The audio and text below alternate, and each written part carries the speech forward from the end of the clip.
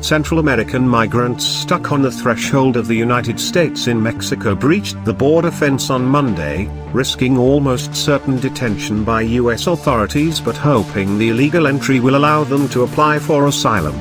Since mid-October, thousands of Central Americans, mostly from Honduras, have traveled north through Mexico in a caravan, some walking much of the long trek.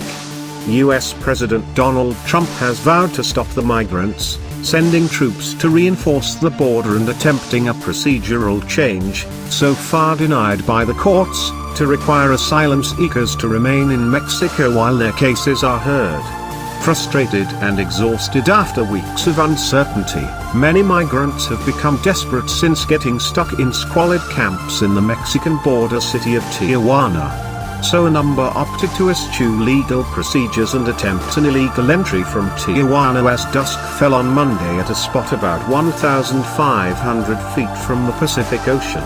In less than an hour, Reuters reporters observed roughly 24 people climb the approximately 10-foot, 3-meter, fence made of thick sheets and pillars of metal.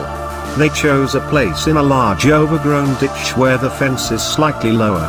Just before dusk, 3 thin people squeezed through the fence on the beach and were quickly picked up by the U.S. Border Patrol, witnesses said.